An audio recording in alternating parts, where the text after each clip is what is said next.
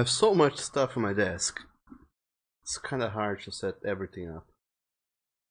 Like, there's a lot of stuff on my desk. Nonetheless, hello there and Wolf Morning. Welcome to the stream, every single one of you that is currently here. And also, hello there, Papa Monty. Never seen you here before. Welcome to the stream. And welcome to the watching of the thing. How's it going? How are you doing this? Delicious. What is it again? Tuesday morning? Tuesday. But even though it's a Tuesday, it is, as it happens, a Game Dev Monday. So go figure. The idea, truly, is that I do these game dev streams every Monday, but this Monday I was not doing it. I don't remember why exactly. There might have been a reason, but I didn't do the stream. So, because of that, of me not doing the stream on the Monday, I decided to do it some other day when I had some actual stuff and content to do. The day it happens to be today. However, today is not a Monday, so let's pretend it is a Monday. So happy Monday to everyone. And Papa Monty says, first time honestly being here cause you are usually in bed or at work. Well, that makes sense. I streaming like the worst possible time for people to come and watch me. Because most people are either sleeping or getting to work or like just sitting down in their desks and starting their workday. But nonetheless, thanks for showing up, Papa Monty, and feel free to stay here for as long as you can, or would you like, or as long as you would like to stay in here. And you're gonna be more than welcome. So, before we go too much farther here into the thick of things, I want to show what I have going on so far. What I have to show, rather. So, over the past few weeks-ish, I have been developing a visual novel game, more or less on my own, with some help here and there from the deliciously lovely people that are more than eager to help me with game dev stuff, because I have absolutely no idea of game dev stuff. And well, it's kind of beginning to shape itself up. It's looking like something.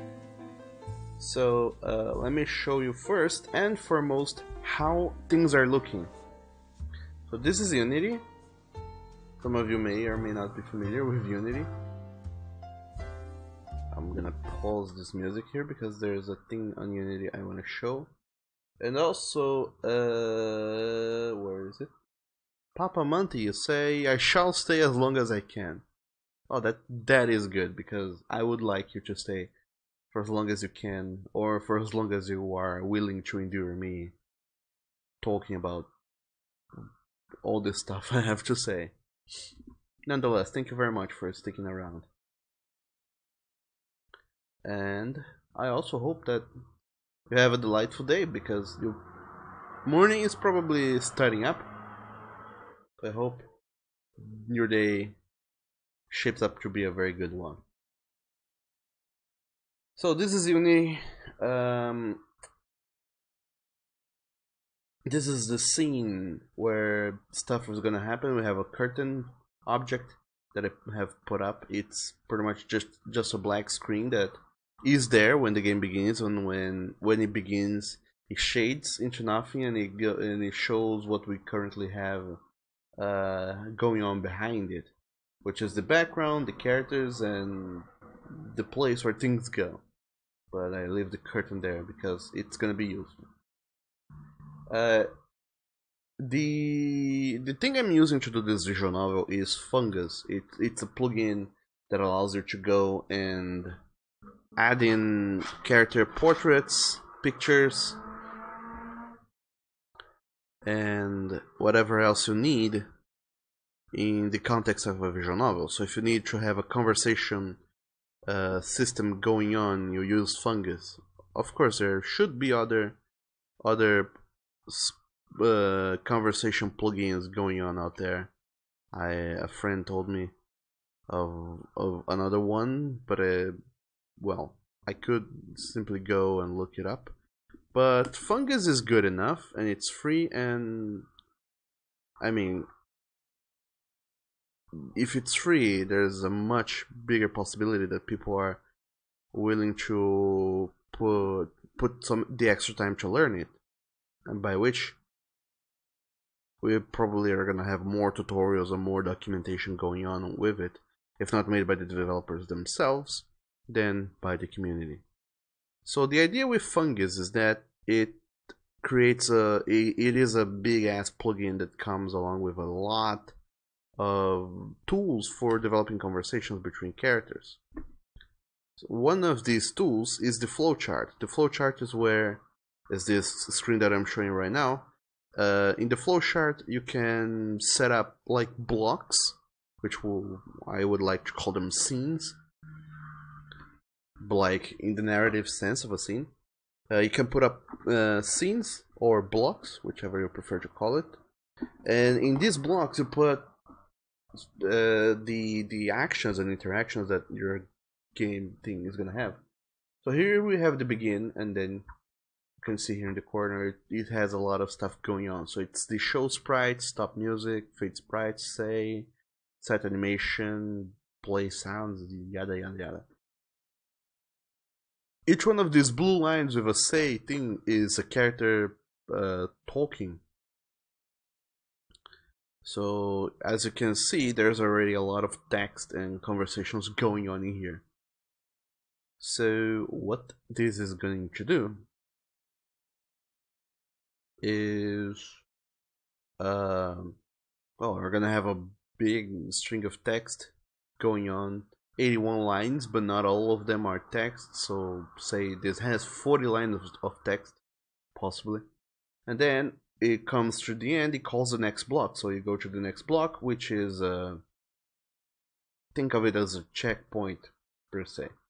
And then we go to this block, there's a little bit more text, and there's a menu, which are choices, and then you can choose which next block you want to go to, and whichever one you choose, you're gonna end up going back to this part here, which I'm gonna do a recap of the comic, because this visual novel project is supposed to be a sequel to the comic that I made, but currently just ends the demo. And if we click on play, you can see the game in action. It has music and sounds and all the Shazam. It's looking up quite good, I might say.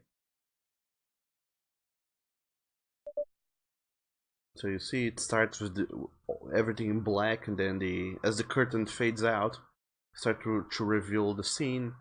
And we have the character saying, "Sigh, why am I doing unshading my clothes like that, in and out, again and again? It helps me avoid tapping my feet on the floor, but I should stop it. Ludwig has called my attention to how much I do that, along as to how I keep twitching my nose, and most of all, how I keep unshading my clothes, over and over. Even after all this time, I still feel oppressed coming here, telling him these things. Come on, Nathan, you're seeing a shrink to get better. Telling him stuff and coming here are part of the deal." "Yeah, but it still doesn't make it any easier doing it, you know." "Great, now I'm having a mental conversation with myself again. Guess I really need this." "Sorry about that, now I can begin," says Ludwig, and you can see the name here changes. "Come on, I can do this. He's here to help, not to judge."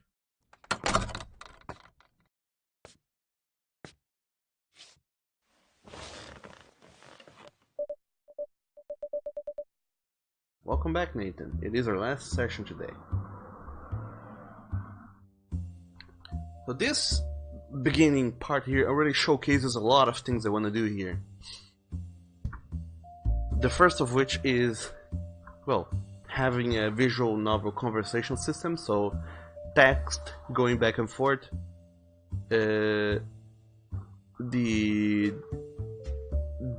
every now and then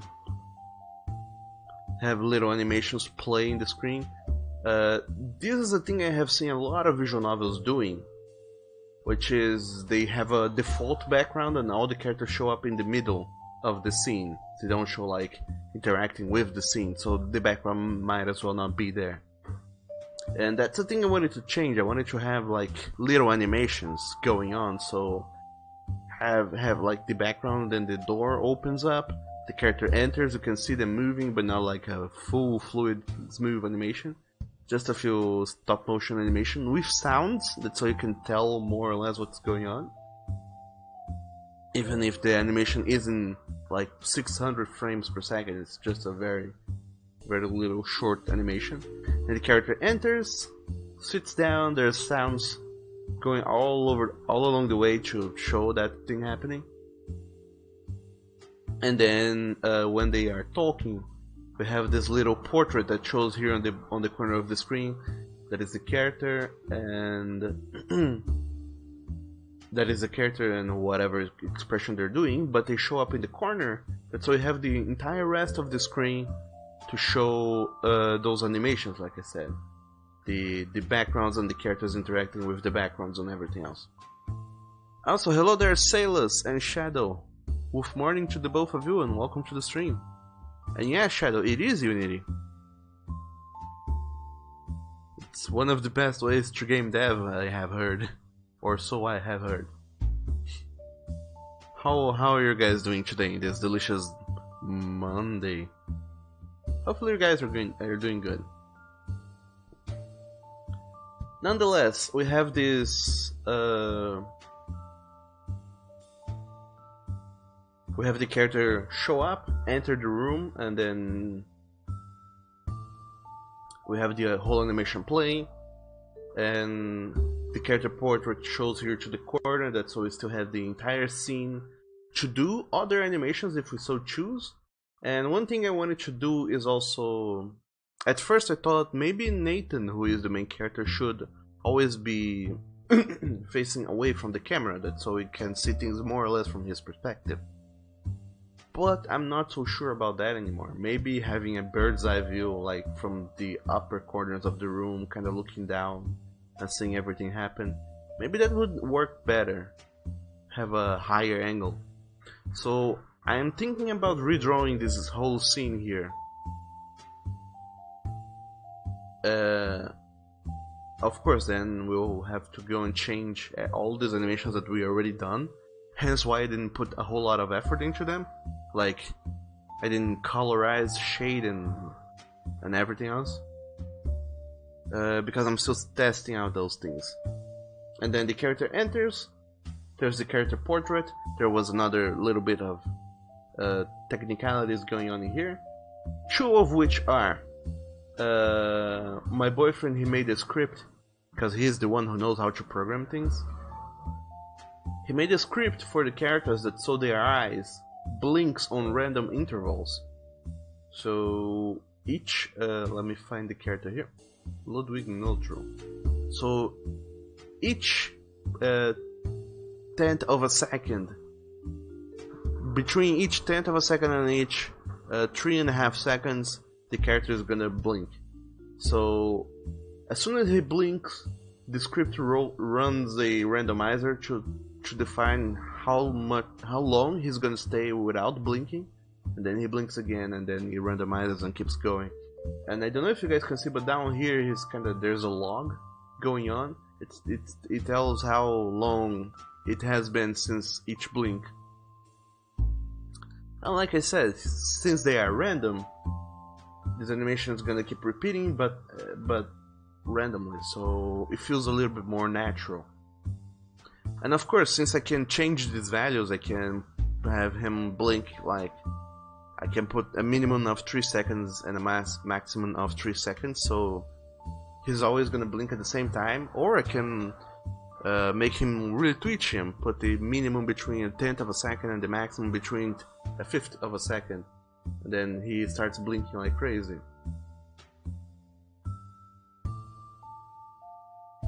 So this is a really cool system that he made, and it works doggone well for this thing. The other piece of technicality going on in character portraits is that I wanted them to be animated, because all the other visual novels I have seen, they have little to no animation whatsoever. And I wanted a little bit of animation, one of which is the eyes blinking, the other is the mouth moving. And every time they start to say a line of text, their mouths start moving as if they're talking, and when the line of text ends, so does their mouths. They start talking. So for the next line, he's gonna talk a little bit, but just as text is showing up. When text stops showing up on the screen, or when the line is complete, the animation will stop. That was trickier because we can't do that. It's really hard to implement that script-wise. There could be ways to do that, but there's the problem that this whole text showing up here is a script of its own that came with Fungus. So we would need to read the script to understand how it is done, when it stops, and then get that same method and put it up there in the animation. The other problem would be, how do we tell the script which character is being animated and which character is gonna read which line of text. Say, for example, if I have this character here, he's gonna read this line of text, but that's not gonna be the case. But imagine there's two characters, and then which one is gonna read this string of text? We would have to put that into account when doing this thing here. So that sucks, and that's not something we were able to do. So we decided to do it the the easier to script way, but harder to implement way. What happens is that every time the character says a line, what happens is we call the method startMouth, which is a trigger on the animation that says, hey, from now on you start moving your mouth. Then it says the line, and when the line ends, it doesn't wait for you to click. So as soon as it stops saying whatever it is that it's saying, it jumps to the next line in the code, which is stop moving the mouth, and then after that it goes to another string of text that is just a little extend. What it does is it extends the previous line of text, that so it doesn't go away from the screen.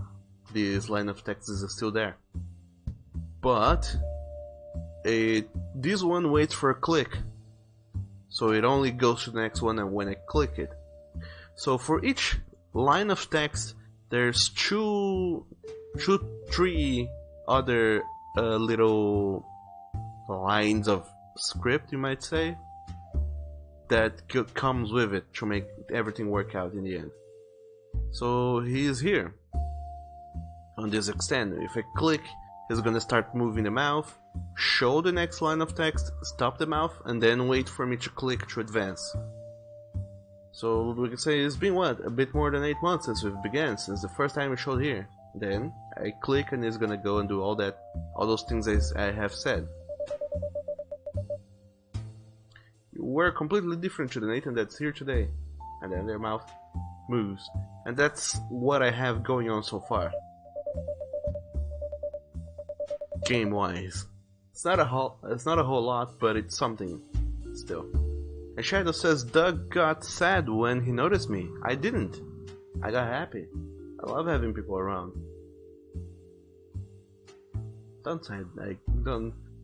Don't put words in my mouth, Shadow. That's not very becoming of you. Blah blah blah blah blah. Text. This is the final text, by the way, so this is gonna be on the final version of the game. So there's a thing here that is, when Nathan is talking, the Ludwig's model doesn't go away. I think that maybe it would be best that I did have his model go away when Nathan is talking. Or maybe not, because since Nathan doesn't have doesn't have a portrait of his own,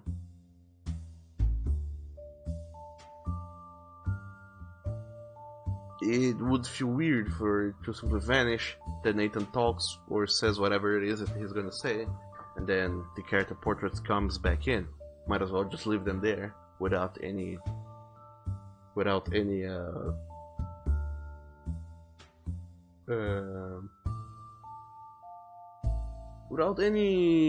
movement going on. They're just kind of watching you, so it can really feel like the character. Maybe it helps the immersion. I heard.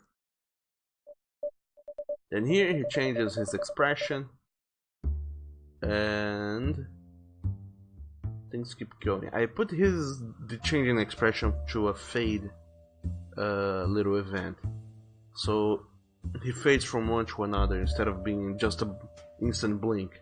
I think that the fade feels a little bit better. It could be a hard change as well, so instead of being just a fade, being it just instantly changed to the next pose. I don't know how good that is though. We would have to go and test that. Anyway, he keeps saying things, then he goes back, says more things. Then he asks you a question, and then you get your answer to this question, which is, like I showed here in the flowchart, the choice you have to say yes or no, and then whichever you choose, you're gonna go to the next scene. But what's gonna happen here is that depending on the choice you make, there's some variables that are gonna come into play. Say for example, if you say yes or no through the answer, as an answer to his question, one is a lie and one is a truth, and depending on which you choose, you're gonna get an honesty point, and at the end of the game you're gonna say, hey, if you have this many honesty points, you get to see the true ending.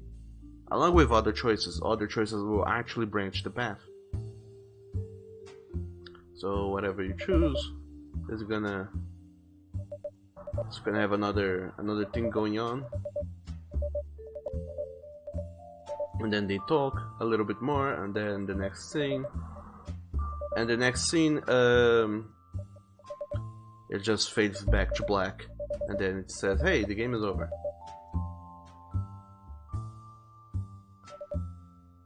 And that's it. And the game has this menu thing here on the top right corner, which is weird. Let me restart it just to show you guys. The weird thing about this menu is that it isn't isolated. If you click, you'll have to click the text to pass to the next message. But if you click here on the menu thing, it's gonna advance as well. It shows a little log, but by clicking there, it recognizes if you're clicking here. So depending on what you want to do, clicking there is actually very bad. And it shouldn't work like that.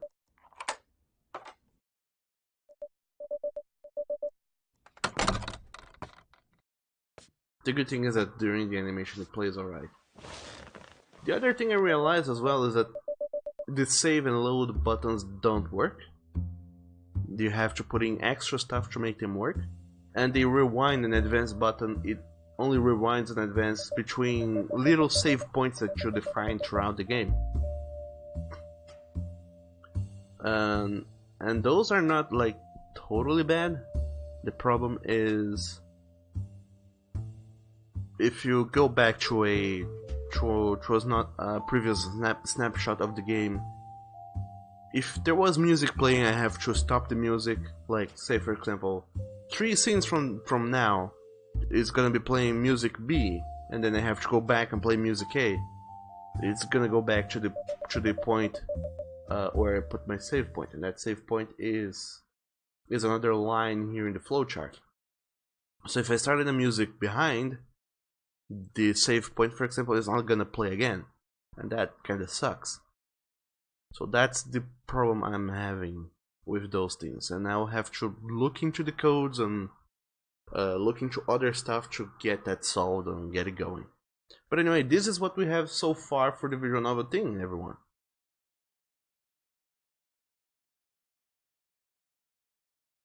And Shadow says, is this canon? Yes. As far as it goes, this is the actual lines I will be putting for the game itself.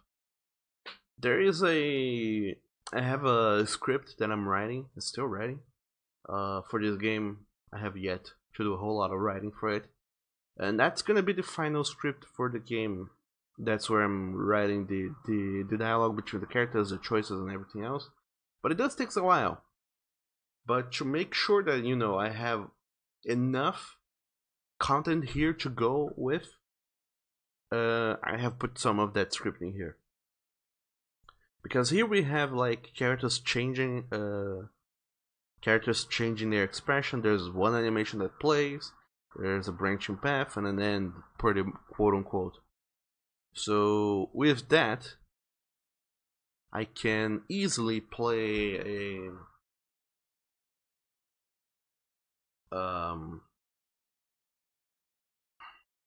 what's it called? With this amount of stuff that I have going on, I can easily test most stuff that would happen during the rest of the game. So 90% of what's gonna happen during the game I have been already able to test in here, which is play the music, have conversations going on, have the characters portraits, have them blinking and whatever, talking, have a branching path, and then it returns to the text. So I have been able to test a lot of stuff in here with this amount of script that we have. Another thing that I'm gonna have to go and test is this branching path with variables. So we're gonna have to see if we can put in points and see further on if those points actually work out. But that's something I'm gonna do later, because right now there's other pressing concerns. One of which is the drawings, the illustrations. One thing that I have definitely said is that I want to change the entire background of the drawing, of how it works, the angle of the scene and whatnot. So I'm gonna have to do that eventually. But another thing I want to do is add a little bit of a scene for those Nathan parts when he's talking. And Shadow says, I wish you could remember how to program again. Aw, you're not useless, Shadow, don't say that. And programming is actually, it's kind of weird. It's not hard per se, but it takes quite a lot of dedication to really stick to it, even past the point where it gets like bonkers and completely annoying to do. But that's alright, Shadow, don't worry too much about it. So we use plugins precisely that, so we don't have to do much programming. So what goes on in here, as you could see there, is that we have the character portrait of who Nathan is talking to. Then there's the name of the character, there's some text that's going on. I wanted to have a little portrait for when Nathan is thinking, when you get a choice. You get to see Nathan thinking really hard about which choice he's gonna make. So if you guys have seen or played Persona 5, that's where I'm drawing most of my inspiration for this whole visual style and everything else that's going on. So one thing that they have in Persona 5 is that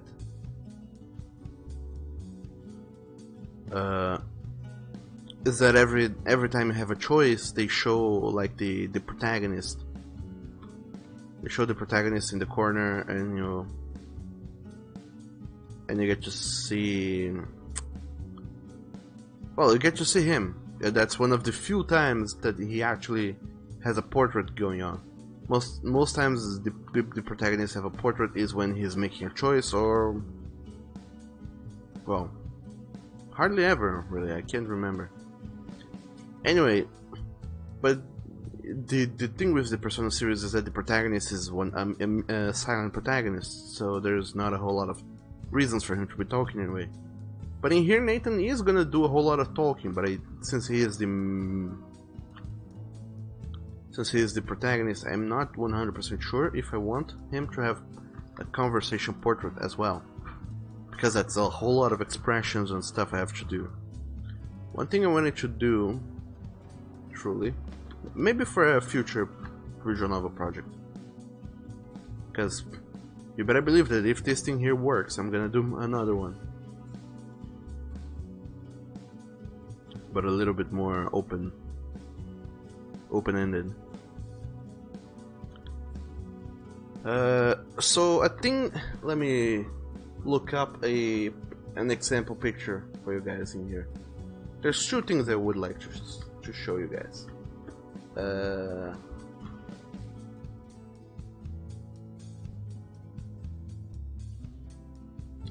first of which is, for example, oh boy.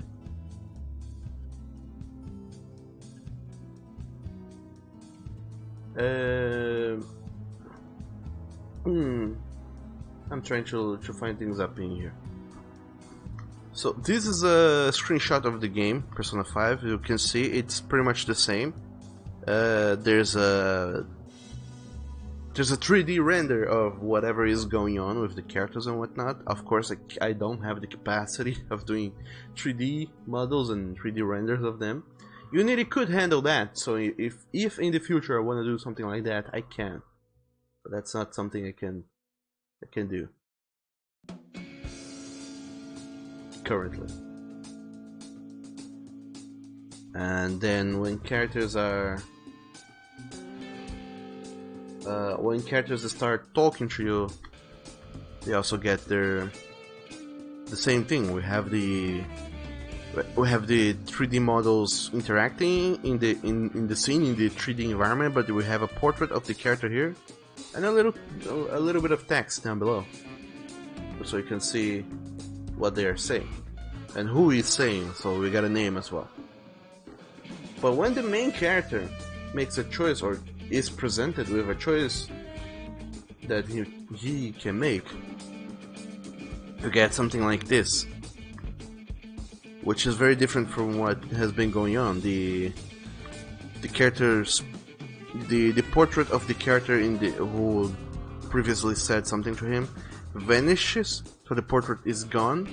Their line of text goes to the side, and then you get this very stylish cut shot of the protagonist. You get a close up on his face, and I mean, it's hard to show this in pictures, but his entire face keeps like moving around, like hovering a little bit, and you get the choices which you can make. Of course, the choices, the way they're presenting this choice graphically here is so much better than what I can do. But the gist is, when you get to make a choice, you get to see the character's face. And that's something I wanted to do. Of course, having like a big cut in the right portion of the scene kinda, while it works tremendously well, I am not 100% sure if I should go with that same idea, because it feels like I would be copying way too much of the way the game of Persona. Another thing I had thought up was like having a little bar that extends, and then we get to see like a black background, and just the character also floating around in this area here.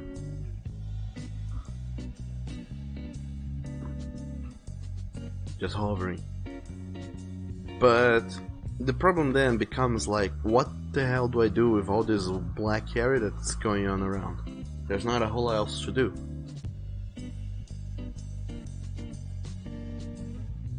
And of course we can also just cut in a square of the character instead of, you know, putting up the entire screen. But if we're gonna cut just a square, might as well make it the entire right part of the screen and get a full-on profile picture of the character. So this is something I want to try and do today. Get a drawing of Nathan going on, like a drawing for him to be there in the corner of the screen, thinking, and then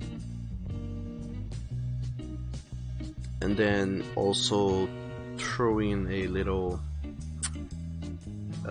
well, for this black square here in the corner in the side of the screen.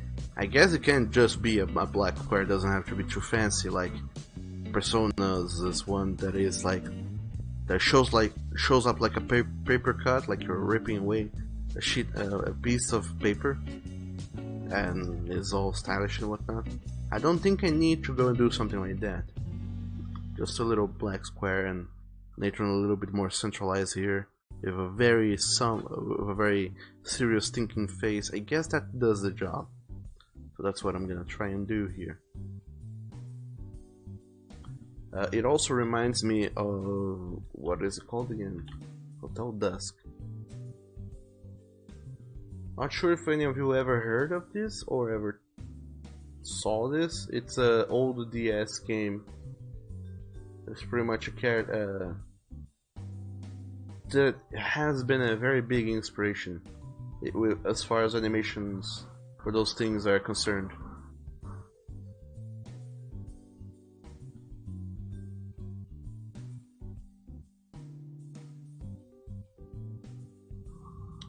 So it's pretty much a there, I found it. It's pretty much a black and white thing going on. There is backgrounds because they have rendered those in 3D, but as far as everything else goes, there's just like black and white drawings of the characters, and there is a cool ass style that goes on with a little animation that plays, but plays in such a nice way that you can't even tell that it's not moving. They have a little movement here and there, but most of the time these characters are completely stopped, but there's movement enough playing that it gives the impression of movement. And then every now and then there's an expression that Kyle does that is this very thoughtful, I'm having a thought, I'm trying to consider my options. So that's something I wanted to do, a very I'm thinking really hard about this kind of expression here for poor young Kyle, or rather poor young Nathan, rather. That's who I'm initially talking about.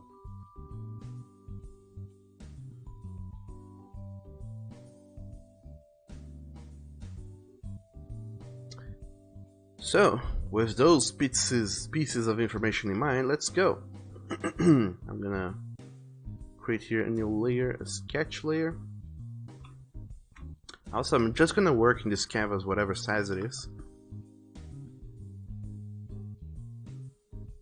I'm also not going to make a very detailed drawing right now because I want to test this thing first. For the character portrait there in the game, you can see that I already went all out and made a very big, very well detailed portrait picture. For this one, I don't want to make anything too fancy yet because I'm still testing out stuff. If this idea here doesn't work, I can always drop it. But if I make it simple, at least I don't spend too much time on an idea that won't work out.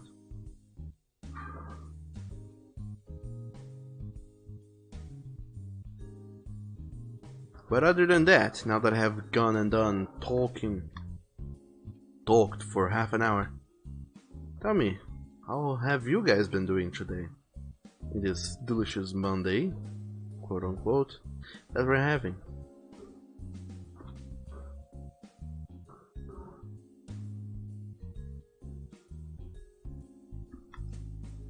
It's not truly a Monday, it's not actually a true Thursday.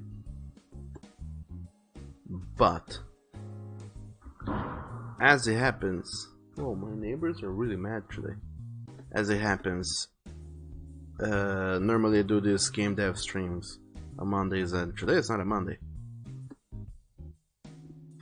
I didn't do it this Monday, so let's pretend that now is a Monday.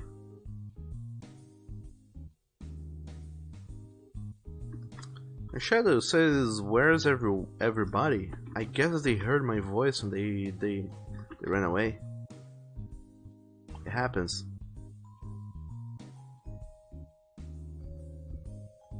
Because I have somewhat of an annoying voice, I guess. But some people do say that it's soothing, so it might have been that instead of having heard my voice and running away, they heard my voice and fell asleep. So it could have been that too. Hard to say for sure, but that is my guess.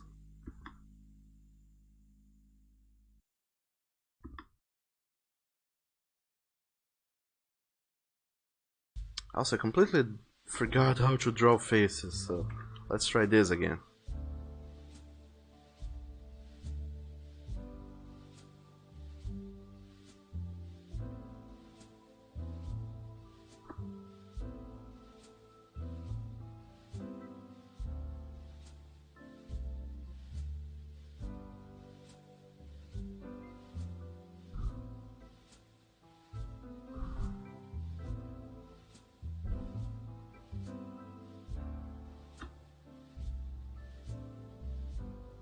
But anywho, how are you doing today, Shadow? How's your morning going on so far?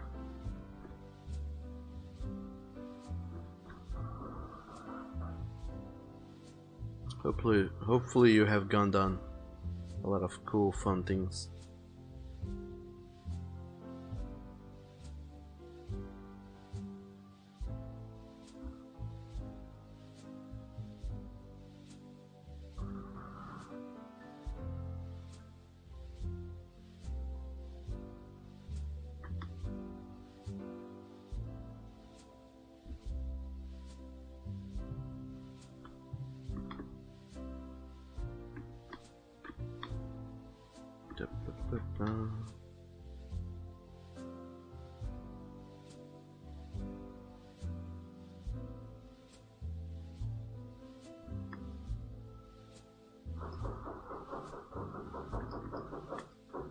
Whoa. My neighbors are really out of control today.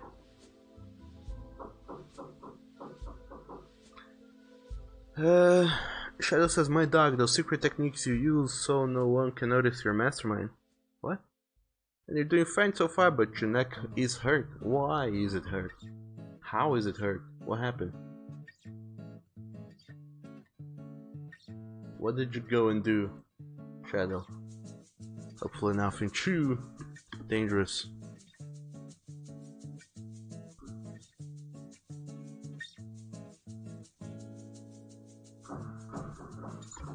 Also, like I was saying yesterday, the songs that are playing right now are royalty-free songs that I found in YouTube's music library of royalty-free songs that everyone can use.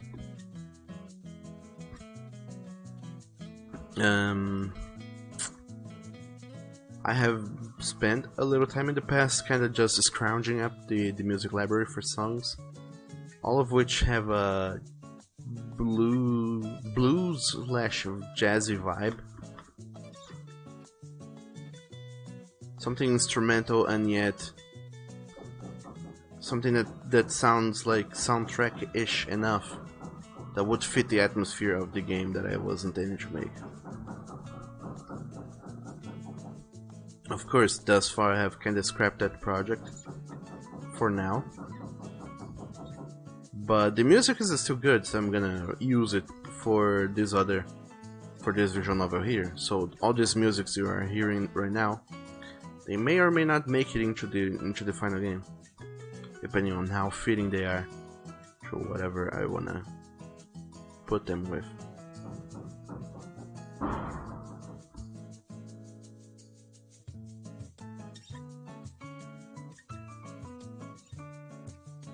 And Shadow says, I'll probably draw today but procrastinate all day, so I don't know if I'll finish the drawing. I didn't sleep very well. Oh no. Did something happen?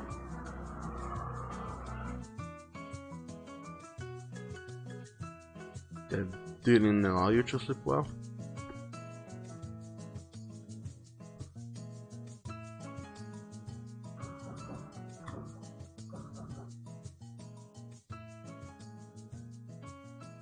So this looks like a very thoughtful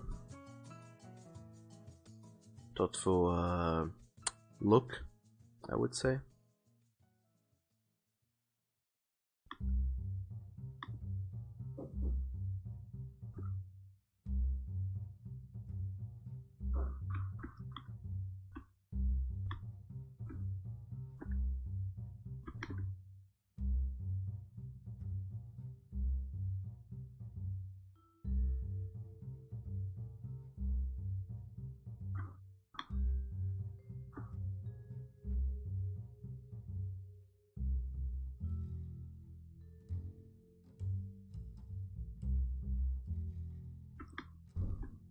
Just kind of tricky too, because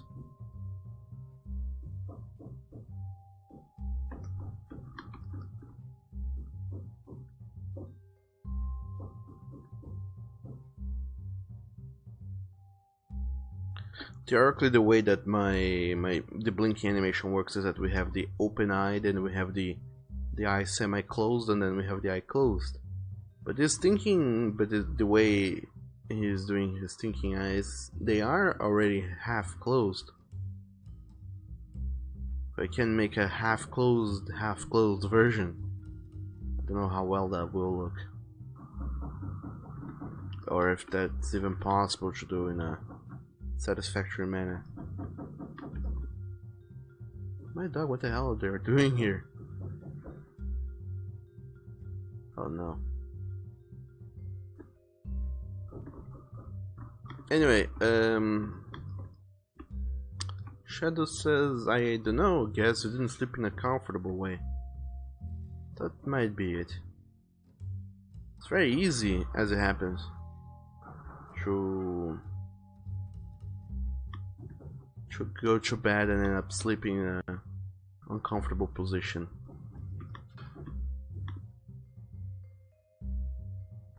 Well, in any case, I will ask you guys to try and not mind too much the hammering and all the noises that are going on around.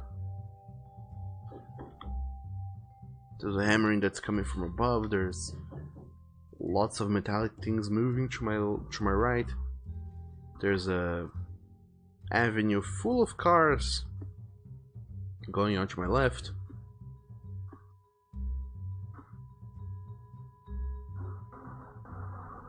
There's nothing behind me, but you could say that behind me there's the sound of the fan.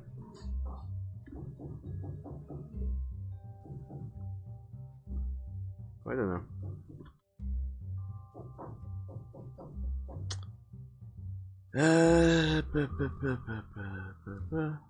Shadow says, Doug, make an Easter egg with a banana, a big one. I don't think so. Shadow. Not fond of the whole banana thing.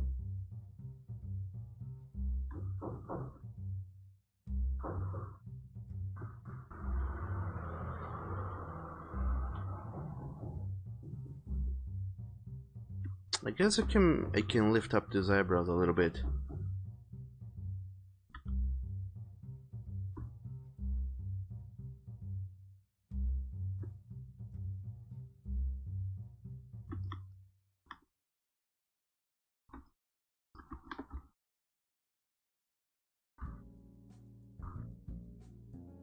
redraw the eyes pretty much.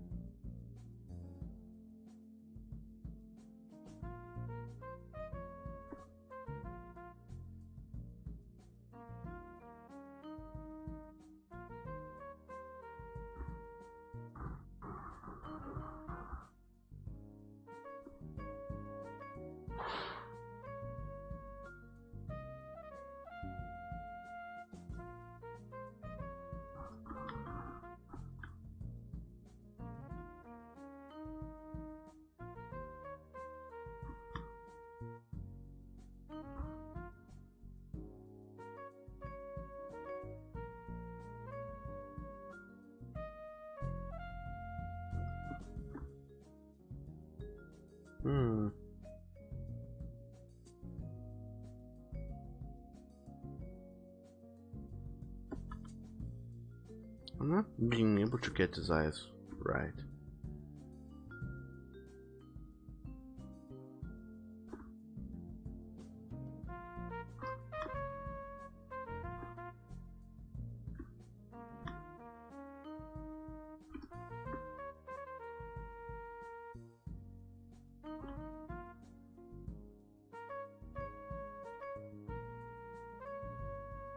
Or at least they might be looking right, but they don't look like what I pictured in my mind. This is a little bit more like it. Also, this mouth is completely off center. Like, duck them. Also, hello there, Tiger. Good morning. Welcome to the stream. And good morning to you. How's it going? How's your Monday going on so far? And also, hello there, Oni. Welcome to the stream, you and your ONIUC. How's it going?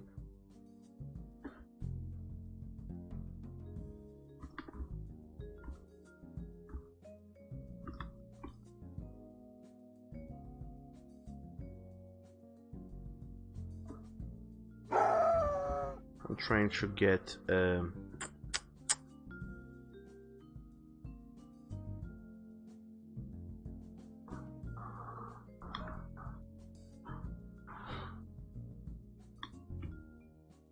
I'm trying to draw Nathan, but I'm not being able to grasp it.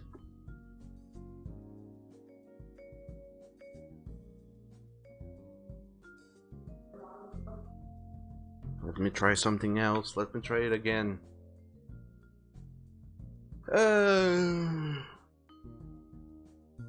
Shadow says, I can't believe tomorrow is already March. Is it? Oh my dog, you're right. Tomorrow is March. Which reminds me, Carnival is next week on Tuesday and more or less Wednesday. So I am not 100% sure I'm gonna be streaming on the Tuesday next week because it's a holiday here, quote unquote.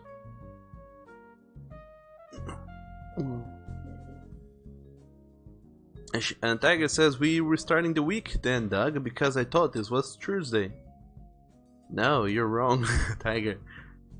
It was supposed to be a Tuesday, but I decided it was gonna be a Monday in here because Mondays are when I do my game dev log Mondays.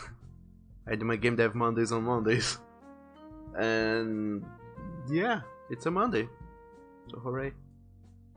Time to start the week again. This time though, it didn't have a weekend between it, so time to strap off for a 10-day long week. Shadow says, no, it's definitely Monday today. And Shadow says, make him gayer. That's not gonna help, Shadow. What the hell are you talking about? And Tiger, you're just waking up. Oh, nice. Good morning. Get yourself a nice big cup of coffee. And, like, lots of coffee, because dog damn.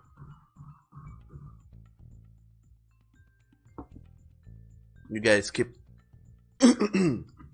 throwing up pictures on the Discord with snow all over the place.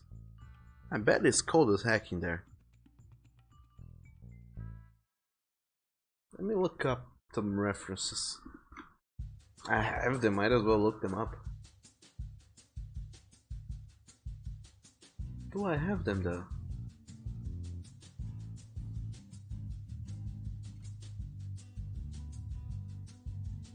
More or less. I have them, but they're not amazing. Not as amazing as I thought.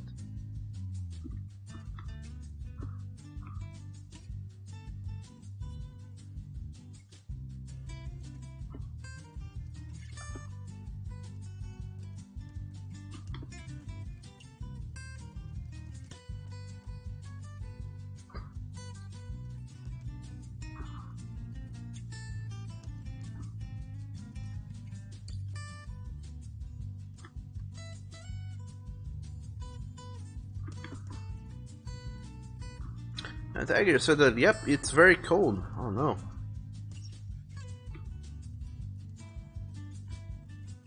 Well, lucky you. Spring is just around the corner. Which means that the temperatures are gonna start rising again, and then we're gonna go back to having pleasant days, I suppose.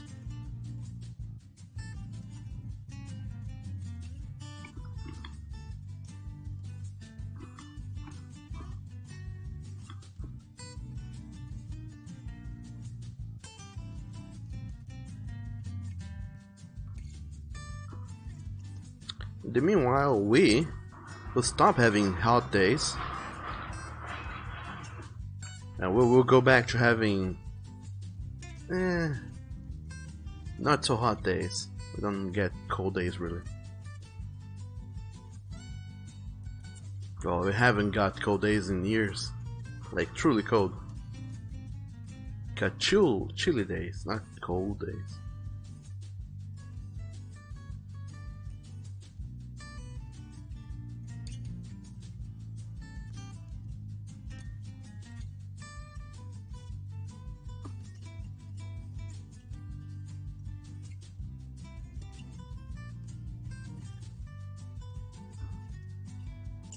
Also, this is why I started. Normally, when I plan to do a whole lot of drawing on stream, that's why I start with a warm-up sketch, because when I wake up, my hands, my mind, and my hands, they're not talking to one another yet, so I end up forgetting all about anatomy and how things work.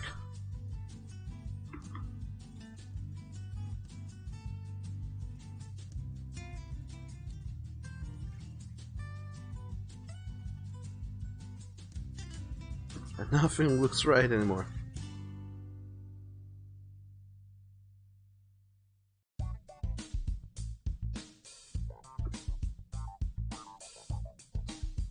So this here totally looks wrong, but I don't know why exactly.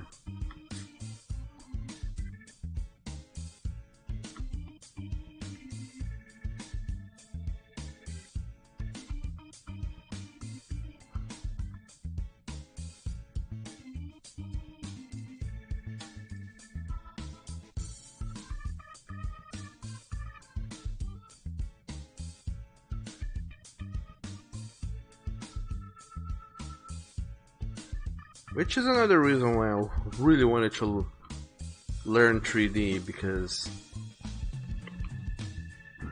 you could just model this character model once, and then all you have to do is just turn it around,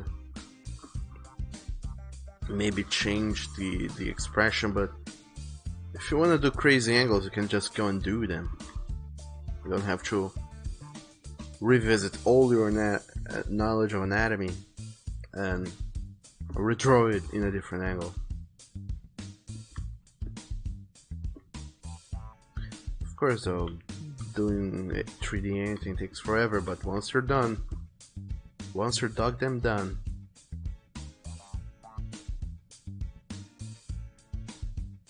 and I suppose it's just joy.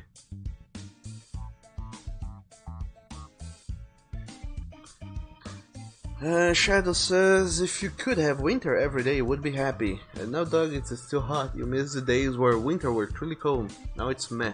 Not cold at all. Well,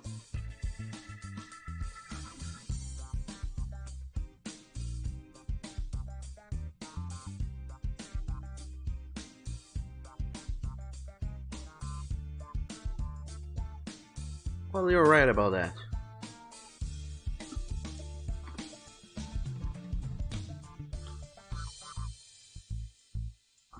It's not as cold as it used to be. Not over here, at least.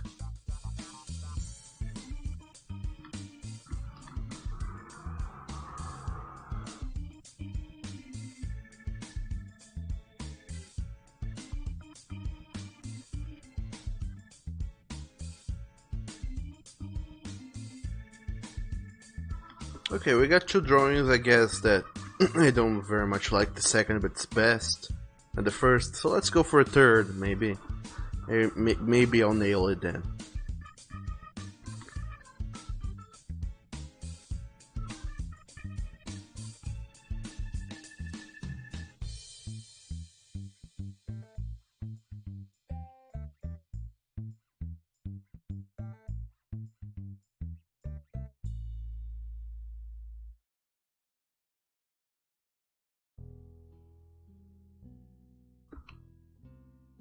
Shadow said global warming sucks, we don't even have snow anymore. Never did.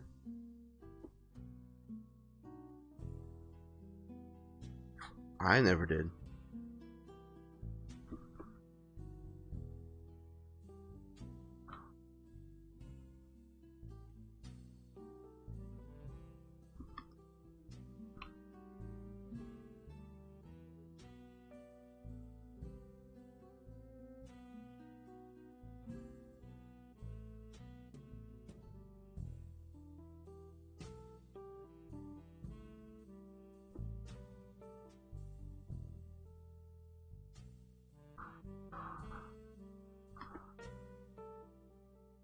Okay, that poses ludicrous. Not even gonna work.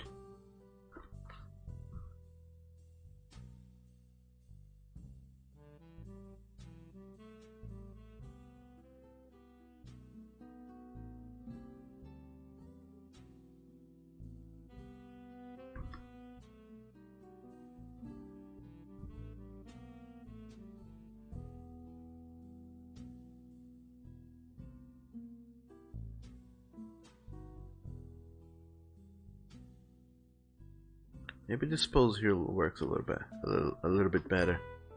Almost completely sideways.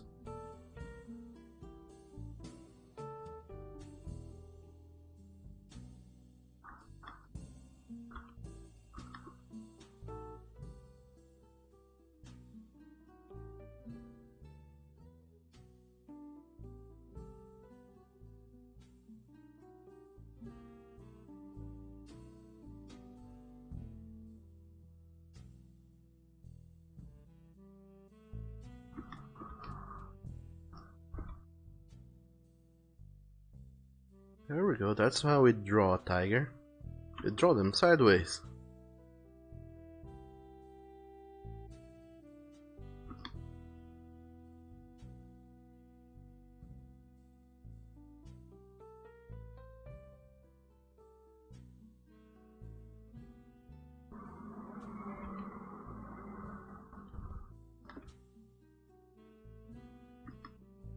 Shadow said that the only snow you see now is in your refrigerator.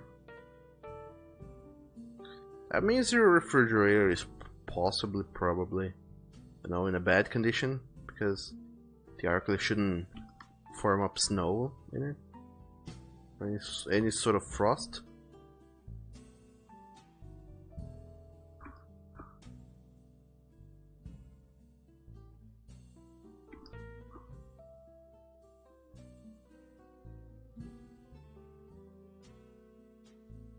So you may want to look into that.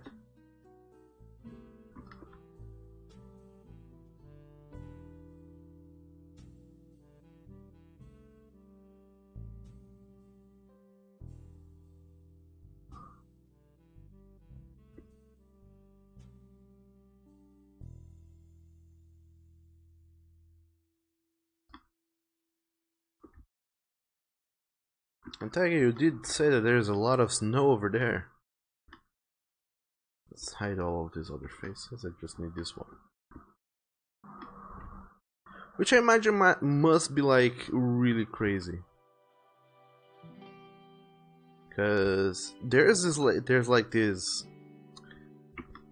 A while ago there was this blog that surfaced here about it's a blog from a Brazilian guy who lived somewhere here in Brazil, hell if I know where, and he moved to Canada, and then he started writing a blog on how was his new life in a new country, and he was like, oh, I'm in Canada, it's cooling here, and then wow, snow for the first time, and snow is beautiful, it's magical, it's great. And then within a couple of weeks, his blog posts turned into, oh my dog, I can't handle this white shit anymore. Because apparently, if you live in a place that snows like so much, such as Canada possibly, probably, then you're gonna have to deal with the problem that it gets very slippery every now and then. You have to clean it up, or else you can't leave the house, you can't drive your cars. And it's everywhere.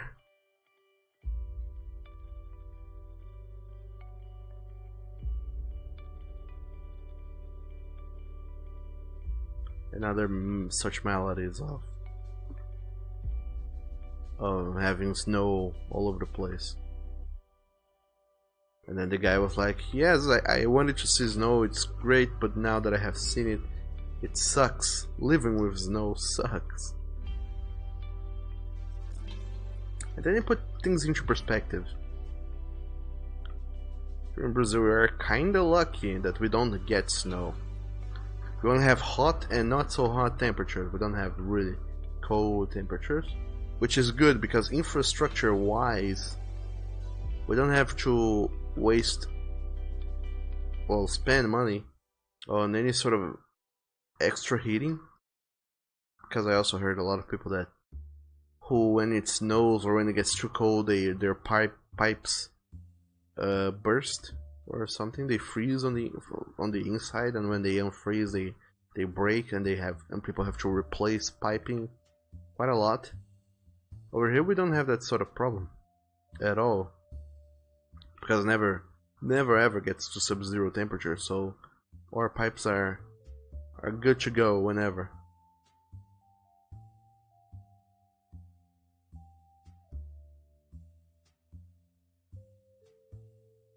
We also don't have to make houses with any sort of thermal insulation.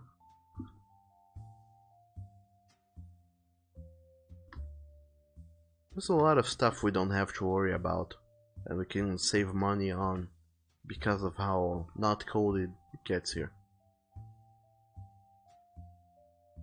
When you think about that, we're really lucked out in some things. And Tega says, yeah, it gets that way here in the winter.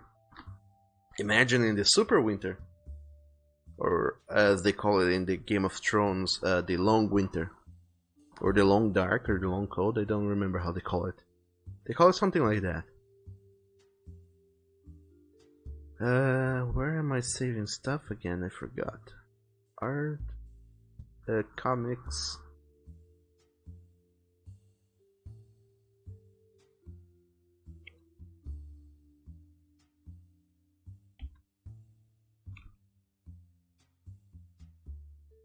The animations that I'm gonna do for this thing here are gonna get crazily out of control.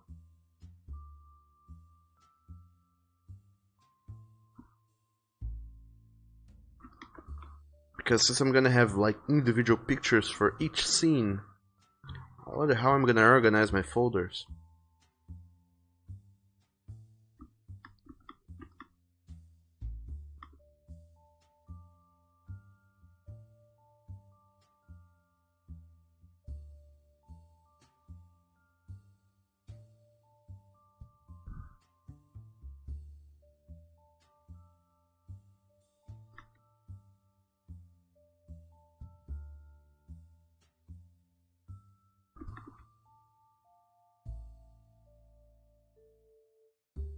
Because for characters' portraits, the best way of organizing it is having a folder called character portraits, and then have a folder for each character where I can put all their files into. For the scenes, I suppose I would have to organize the folders by scene. But then again, the wisest thing to do was to try and see if there's any animations I could reuse.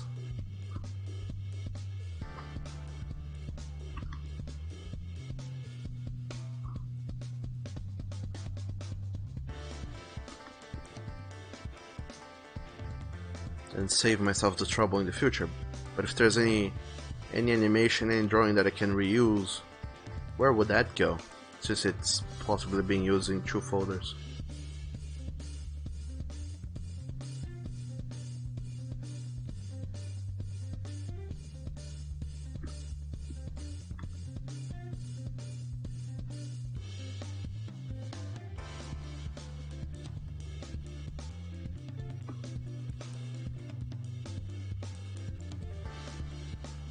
And I think we got it.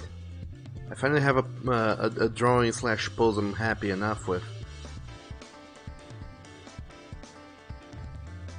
The issue though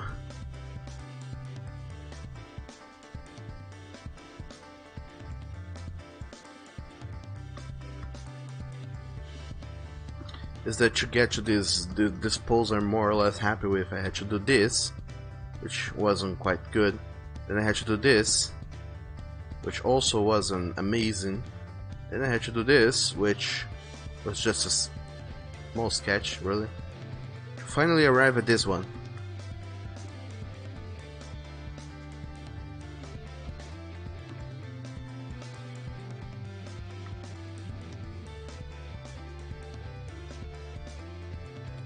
Hence why the artists do a whole lot of character studies beforehand.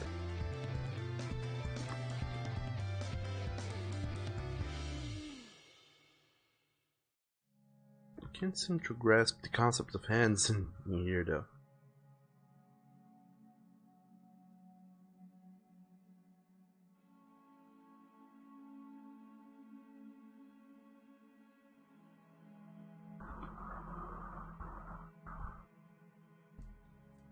Because theoretically this hand here is at an angle, and whatever it is that you have to draw at an angle sucks.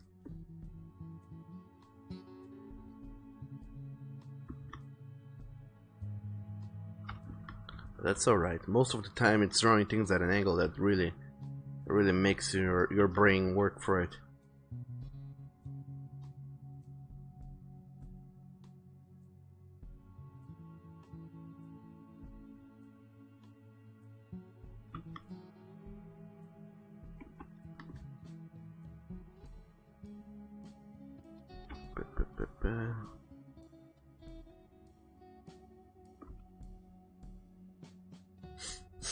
So Tiger, you said yesterday that you were playing Animal Royale? I forgot the name of the game. With Buff Pup on the yesterday. So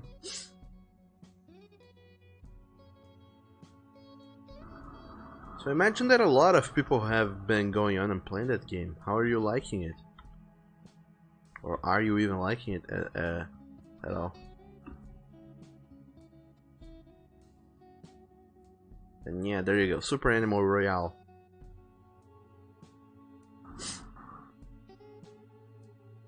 I found it, I downloaded it, but I have yet to play it.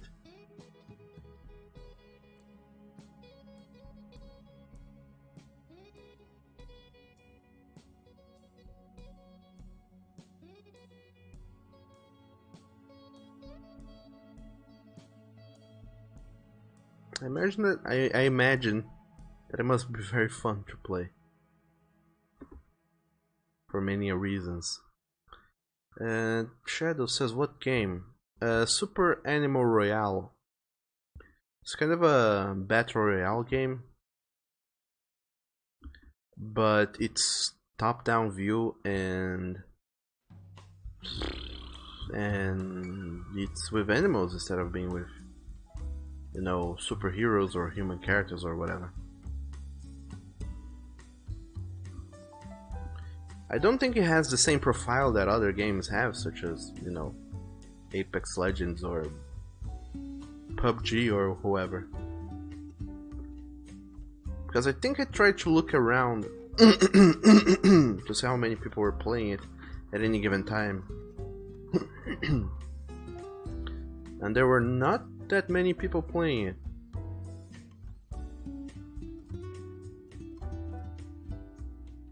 I mean, not many people viewing it on Twitch.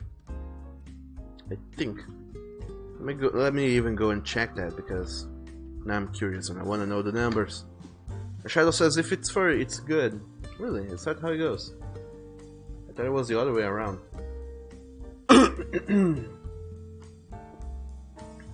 But if you say so.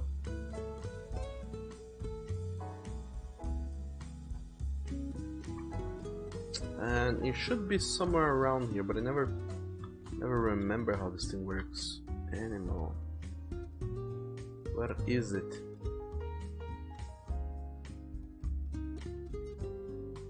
Oh, let's go down a few pages more. Might as well. Oh, Doug, do you waste your time doing the most random shit ever? Oh boy.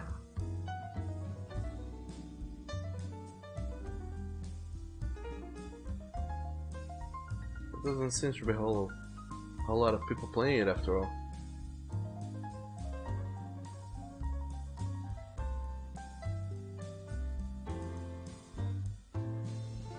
That or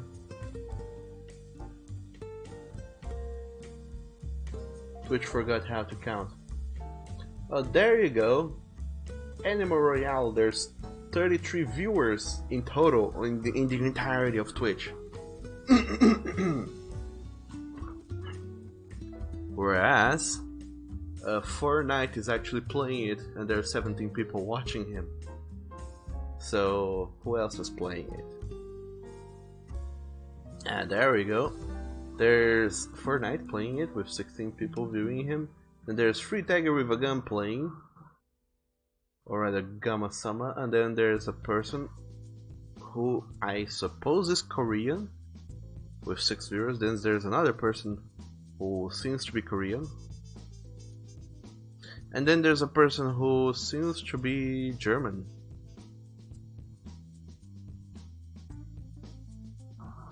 Oh, there you go. There's not a whole lot of people watching it currently, but it's there. So go figure.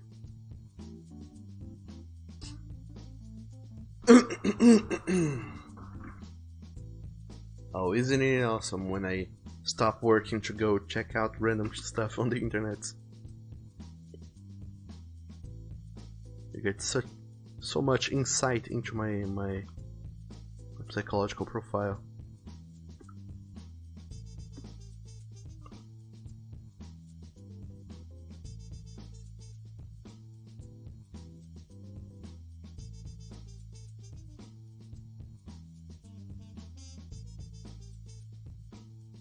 And now here's the cool part of drawing is when you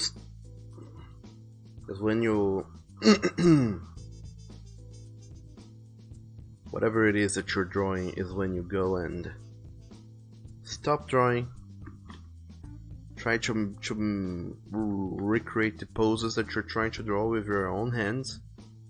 When you manage to get it more or less going, and you say, cool, now I'm gonna go and illustrate it. And that's what you go and do.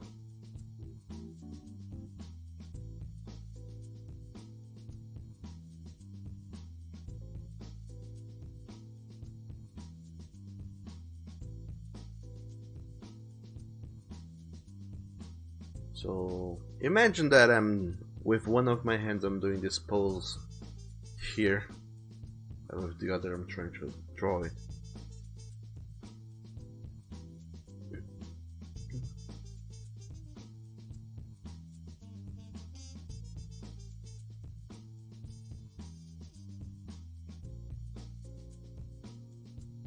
Oh, the phalanges. Y'all gotta love them phalanges.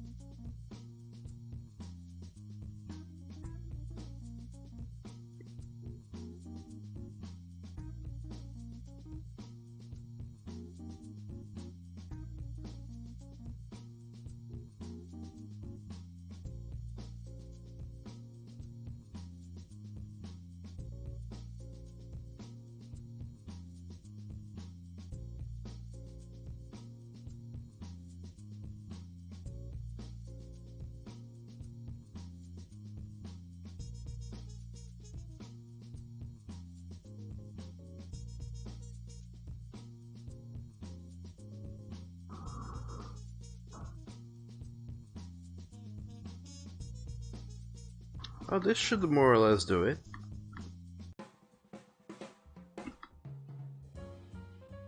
But not really.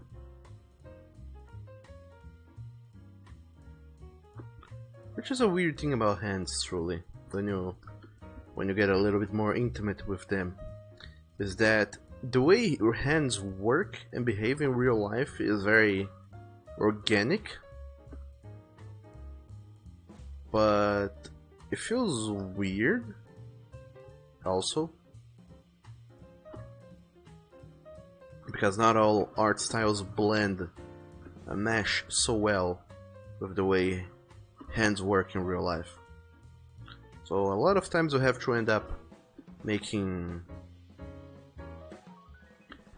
little adjustments to hands, like drawing them in,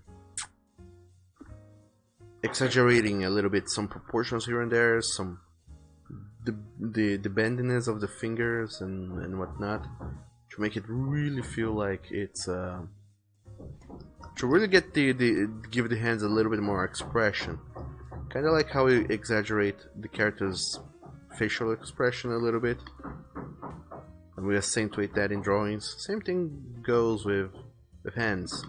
Sometimes we exaggerate a little bit on the fingers to make them feel a little bit more expressive. And yay, what a lovely day to hear the hammering on the rooftop. Which is weird because I live like on the top floor, so there's someone on the actual roof hammering onto something else. Oh yeah, never mind, I remember now. I saw them posting a little note to it.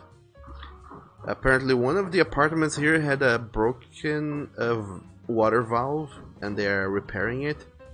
So I suppose that someone climbed all the way into the roof to fiddle with the water works. There's little water tanks on top of the building, one for each block of apartments. So I suppose that they're fixing the one that break, and apparently fixing a water valve requires a lot of hammering. So go figure.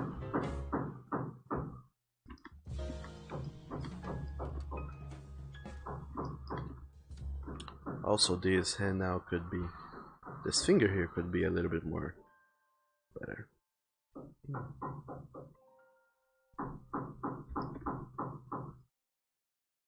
There we go, now it looks like a delicious little hand.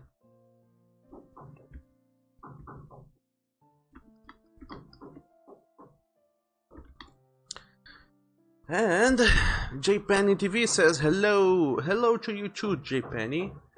How is it going? How are you doing in this delicious, lovely Monday?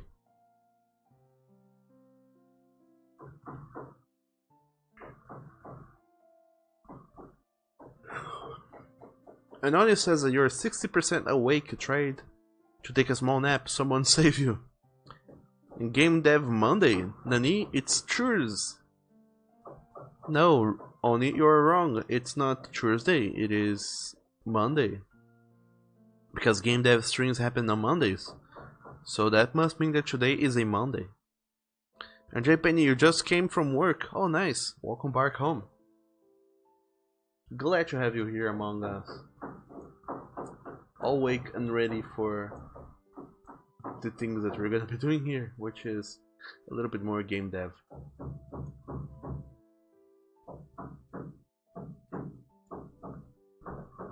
How's it going? How are you doing today? Same goes to you, Oni, other than, you know, being sleepy. How are you doing?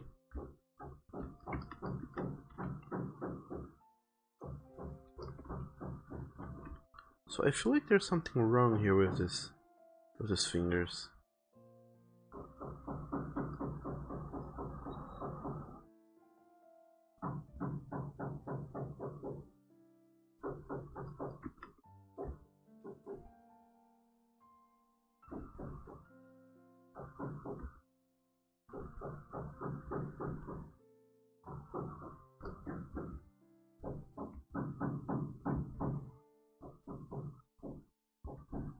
There's a lot of artists who do like human fingers, and artists who do like more feral-like fingers. Not necessarily feral-like, but they kind of don't adopt the same aesthetic as a human finger. It kind of feels a little bit more blocky and a little bit more squarey, which I really dig, by the way. But it is really hard to figure out some things because of it.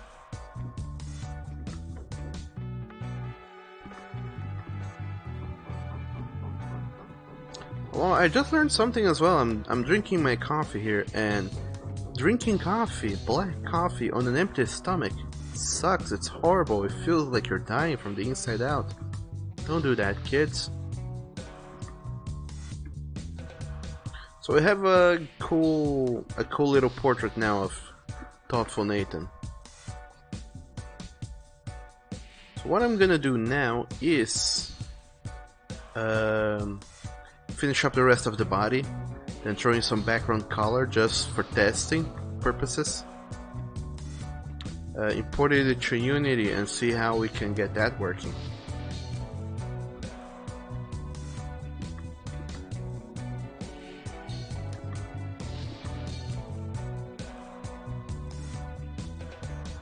And Jay Penny says, what kind of game are you developing? And you're good, thanks. Well, you're welcome. And I'm trying to develop a visual novel game. There's this comic I have been doing called Call Me Yours, and it's supposed to be a multi-part comic. But I stopped at I did the first part and I stopped to start other comic that I wanted to do.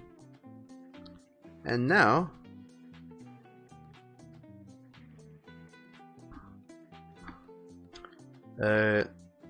I have someone have suggested me to make the Call Me Yours into a visual novel. And you know what, they are so right. It kind of works so well. I decided, what the hell? Sure, let's go and do it. And that's what I'm doing. I'm doing a visual novel, but I'm trying to make it slightly better than the visual novels that you can find on the internet today. I want to make it a little bit more visually interesting.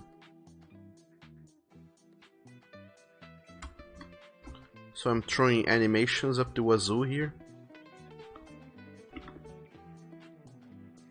And so many other things to try and make it better.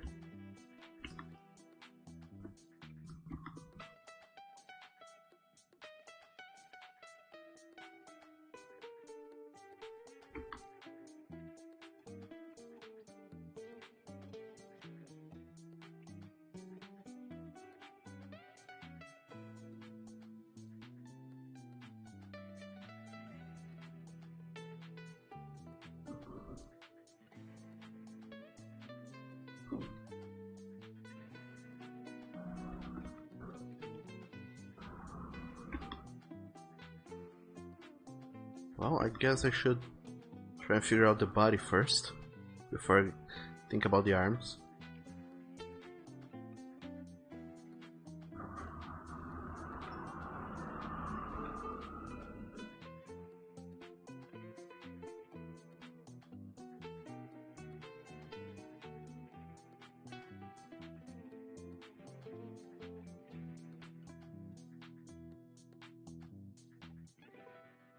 So that's the Chester. And Oni says, visual novel, I'ma do it. I'ma drink black coffee on an empty stomach because you're not a boy, you're a Berno. Oh my dog, Oni, no.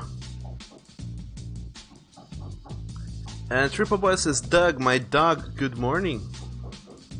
Good morning to you too, Triple Boy. How's it going? Welcome to the stream. We're streaming. Game dev.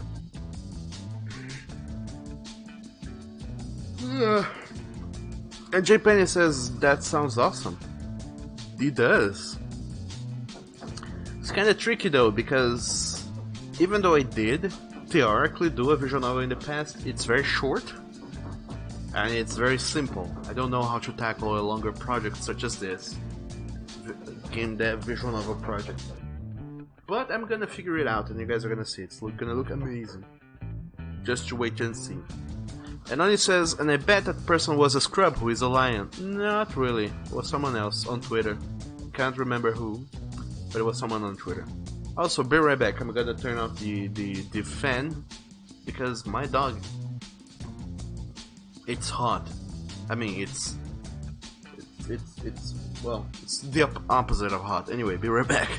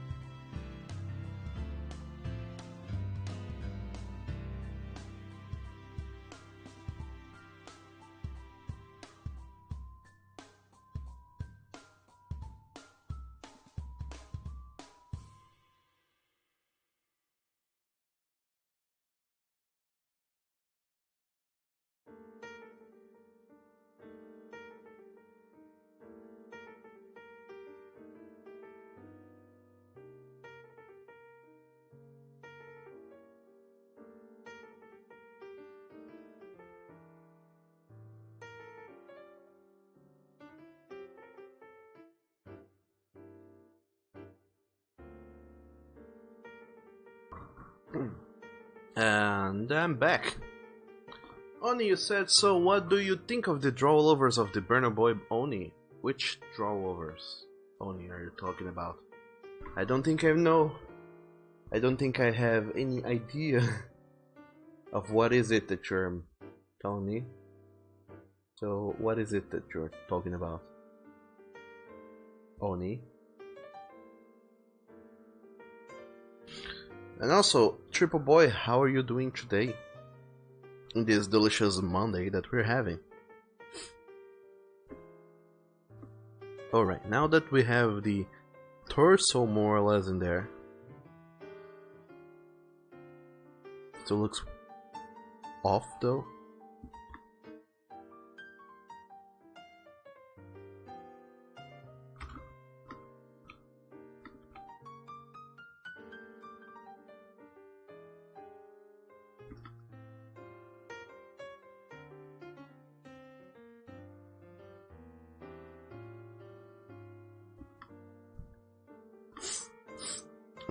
boy. Just because I managed to kind of nail the hand, it doesn't fit the direction at which I drew it with the face and stuff. I also think it's kind of oversized. Just yesterday, I guess, I was talking about hand sizes compared to the head and face and stuff, and the size theoretically is right. So I don't know what is actually wrong here.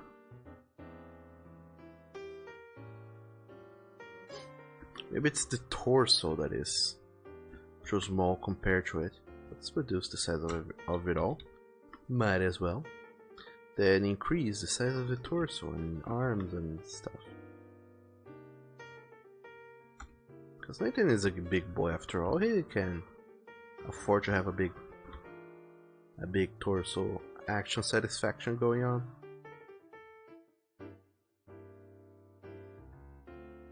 Well, not that big though, just big enough.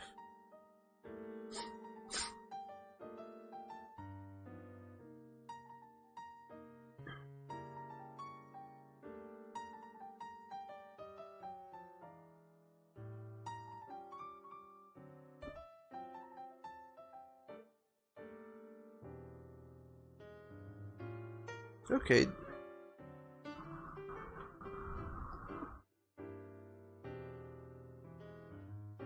doesn't look like, oh my dog, the most accurate picture I've ever seen, but it works as a sketch.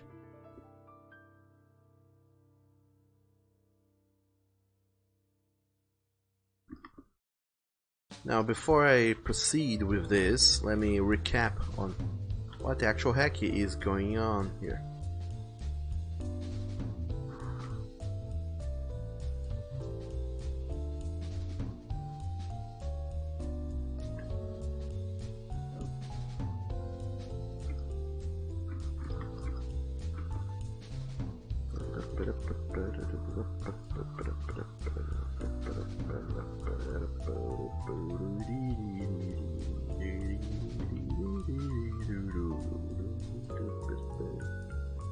Alright, there we go. Now the torso looks good as well.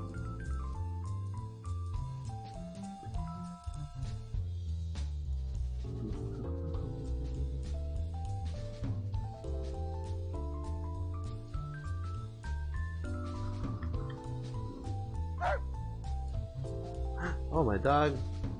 Jagger the Husky. Hello. Welcome to the stream. Thank you so very much for the follow. Welcome to our friendly flock of friends. How's it going? How are you doing today in this delicious Monday morning? And Shadowcat, you said, but Doug, it is Tuesday. It is not. For 3 weeks now, I have been doing my game dev streams on Mondays. So if I'm doing my 4th game dev stream today, it must be a Monday as well. Because like they say, once is an occurrence, twice is a coincidence, 3 times is a pattern. So we have a pattern going on. And then it says, here is a lewd factor. From the bottom palm of your hand to the tip of your middle finger is the size of your baby maker. Really? And only says, here's another one. If you make an L with your fingers and tilt it to the side, I know. From the top of your thumb to the tip of the index is also the length of the baby maker. Is that so, Oni?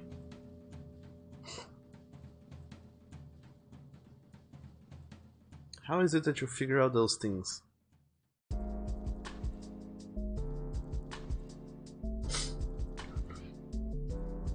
It also kind of makes me ponder a little bit. There's a friend of mine who he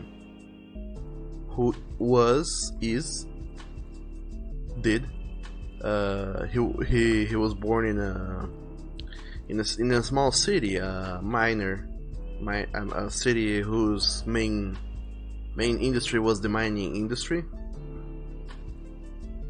And apparently people who are born in cities with mining industries have a chance of having a degenerative disease, which is I don't even know what it is or what it's called, but it's like a degenerative disease on the limbs that kind of calcifies it from the inside out, so they have to keep using it and exercising it, or else it kind of shrinks down, and well, not necessarily shrinks, but it kind of gets super hard. It hardens up, and it pretty much becomes a useless limb. So he has that on his arm, so that arm of his is kind of undersized compared to his other arm. So not only is his arm undersized because of this disease, so are his hands. So that hand of his is smaller as well. So does that mean he would have a smaller baby maker because of that crazy mathematics of yours? Which hand does he use to measure it? Answer me that, Oni. Now I demand answers. And Oni, you say 'cause I'm gay, Doug. That's how I figure it out. If he has a big hands, he's blessed, Doug. He's blessed. Well then. And also, hello there, Jager. Welcome to the stream, and Wolf Morning to you. How's it going? How is your delicious Monday going so far?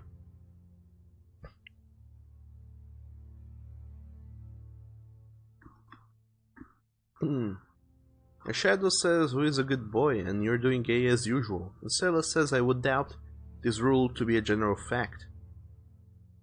Actually, there are a lot of, anatomy... I forgot the term. Like, proportions that are alike in the human body.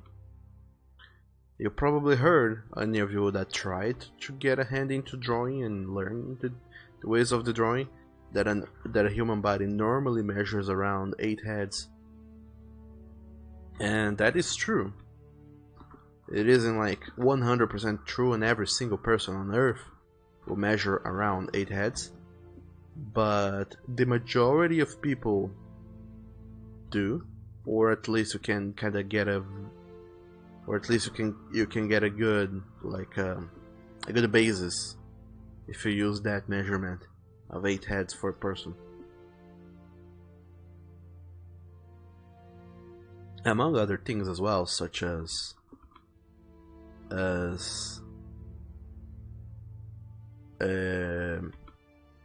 heads being determining the height of the body as a whole. Your upper body and your lower body each being 4 heads tall each. Of course, your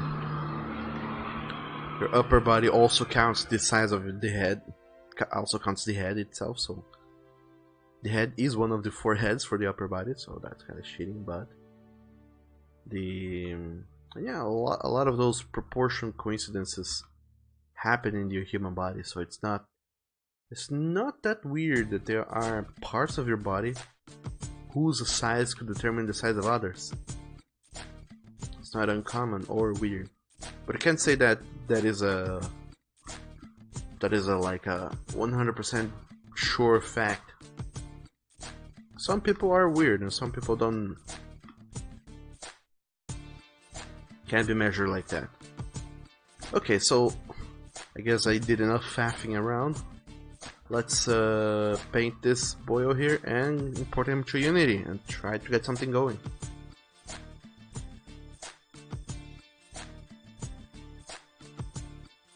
And Silas, you met a lot of guys with huge hands and not so huge packages. Oh no.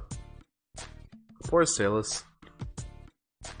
And then he says, to your theory of a small hand due to medical/work issues does not affect it, so his previous hand before the issue is his length. Oh no! Silas, I don't know. I could never see any correlation between dick size and body features. There is all you can imagine. Tall with tiny, tiny with tall, everything in between. When you say, here's a myth, if you measure yourself to see how tall you are, you shrink about an inch. Oh no. The Shadow says it's easy to know the size of someone's dick, just look at his hands. To the tip of this middle finger all the way down to his pulse, that's his dick size. Yeah, that's what Oni just said. But yeah, in a way, I'm down with Sailors here.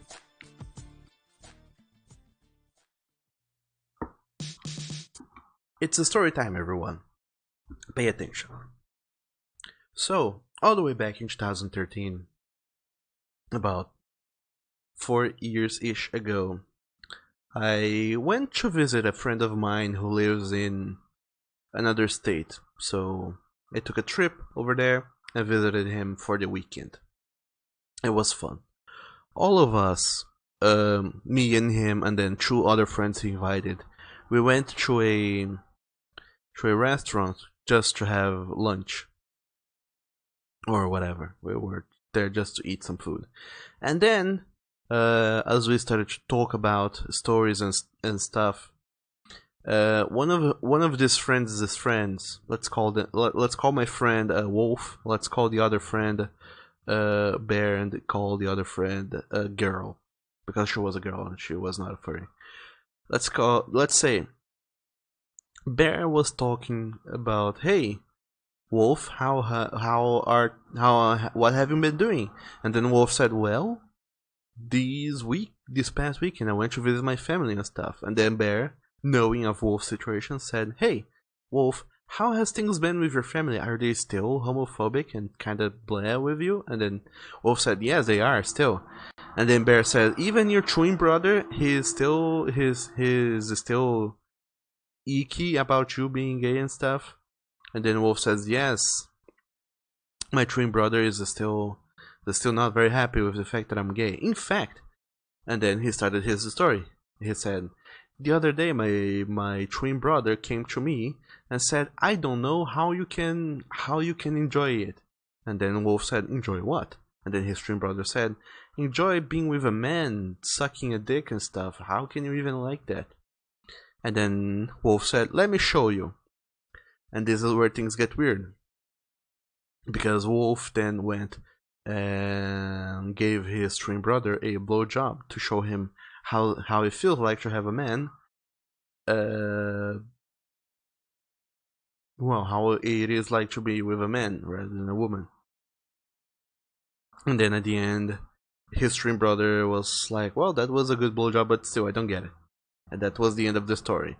And then it was me, Bear, and Girl in the restaurant, kind of looking at Wolf, kind of flabbergasted, like, what? What? How even? And then, of course, a long hour of questioning ensued, where we asked Wolf all questions we could ask about the happenstances of his little alone time with his twin brother, explaining of gays and furries and stuff. And then apparently, if you were to look Wolf and his twin brother, you would not be able to tell each other apart. They're incredibly alike. Well, they are twin brothers, so they look exactly the same. However, Wolf told me that his dick and his twin brother's dick are not exactly the same. They are not like the same length, size, and stuff. So apparently, even twin brothers get different baby makers sizes and stuff. So go figure. I would suppose that if even twin brothers who are almost 100% alike to one another get different baby makers, then I would suppose that you cannot go and correlate body parts with dick size and stuff. Anyway, that's the story I had to tell you guys.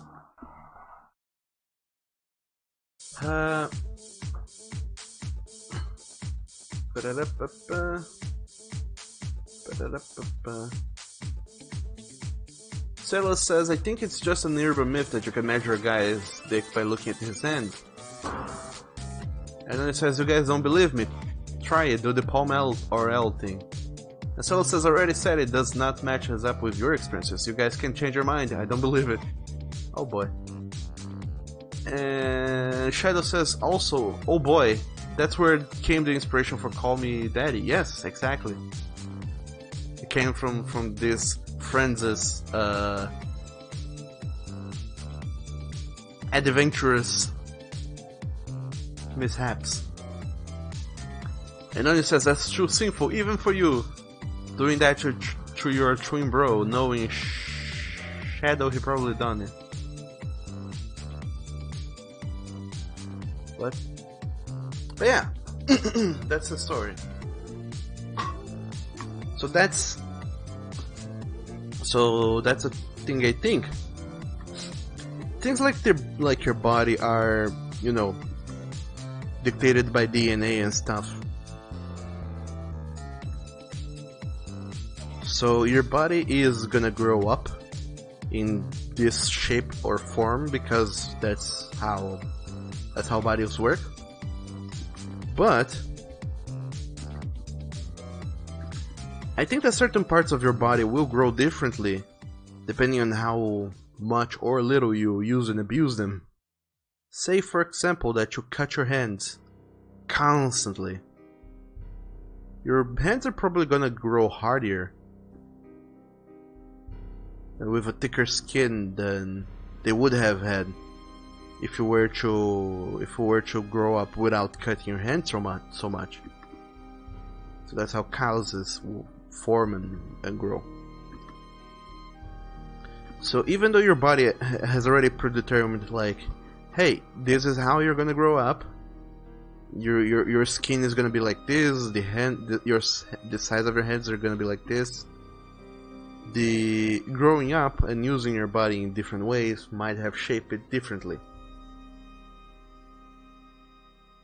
So say a twin brother that eats like the devil and doesn't stop eating, they're gonna grow fat, and a twin brother that goes to gym and do exercises and stuff, he's gonna grow more muscly, but they're gonna grow differently. So that's a thing. Now imagine that, say for example, one twin brother,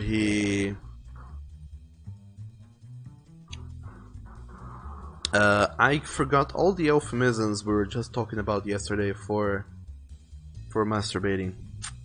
Can't remember any. Packing your meat? Whacking the meat? I guess? Anywho. Imagine that one brother whacks his meat one way and the other brother whacks his meat the other way. Or doesn't as much. Or something. Their dinguses are gonna grow differently. Because of the different sorts of quote-unquote abuse they're exposing you to.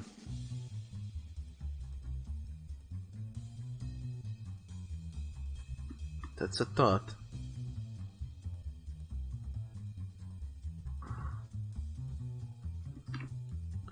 Alright, so let's go and do this thing here.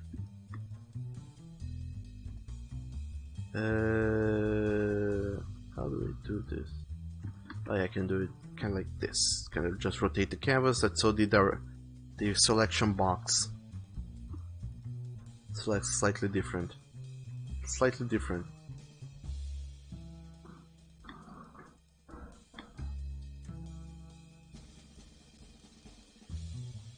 Yep.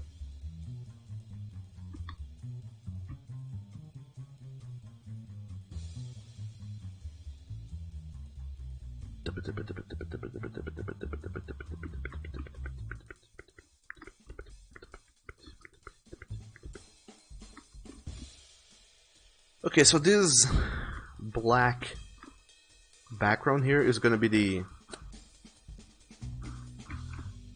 the whole screen where the character is gonna show up and have their little scene, and the character itself is gonna be here doing his whatever.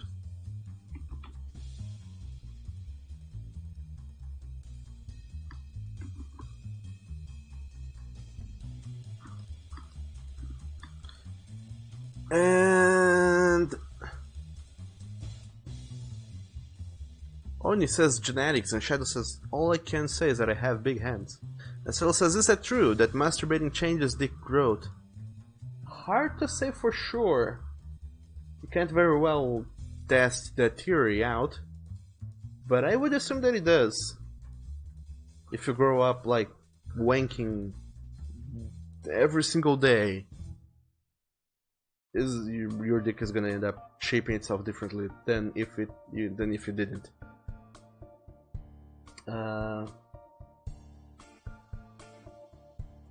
That's what I think, at least.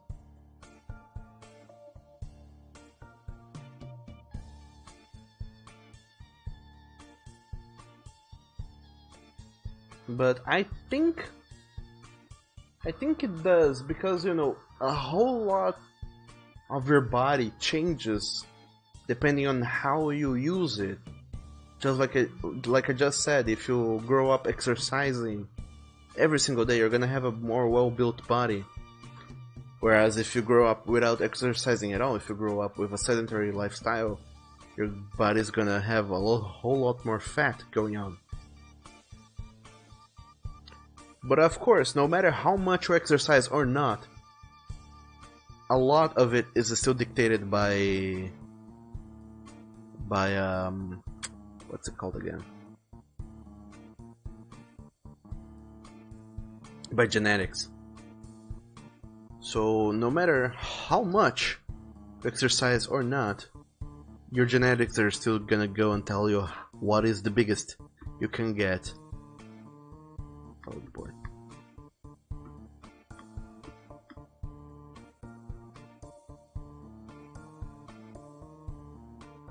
God damn it.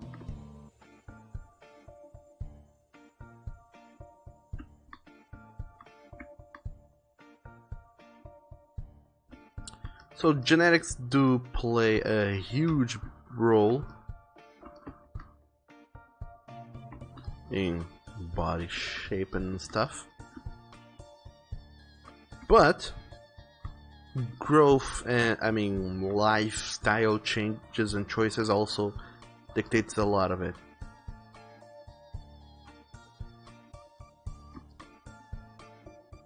If my knowledges of biology are alright, that's where I stand. That's my line of thought. So let's save this box here. Also, this is gonna make for interesting content to put up on the video on demand part of this show. And people tuning for the hey, I missed Doug's stream, game dev streams. Let me go back and we'll watch it, and then they're gonna hear just hammering in the background, and then they're gonna hear us talking about dick sizes and stuff.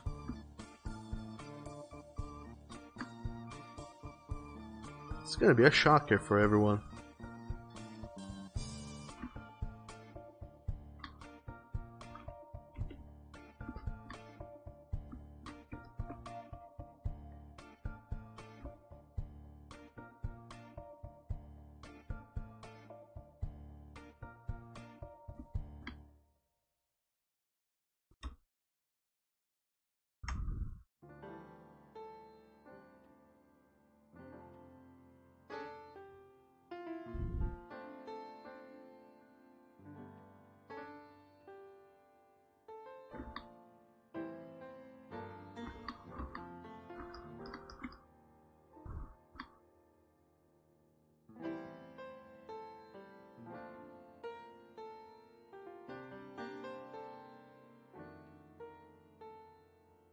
Alright, so now we have 3 layers for the eyes.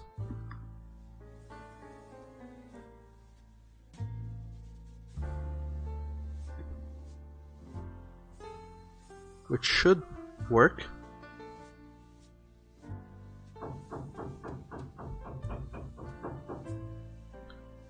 Seems like I said this is the sketch thing. Oh my dog, the hammering, not again. I'm gonna mix this two up. Normally I wouldn't do this. Mix up the colors and the all the other layers, just like that. But for the purposes of this exercise, I'm gonna go and say feck it. I'm gonna do it nonetheless. Oh, sure thing there.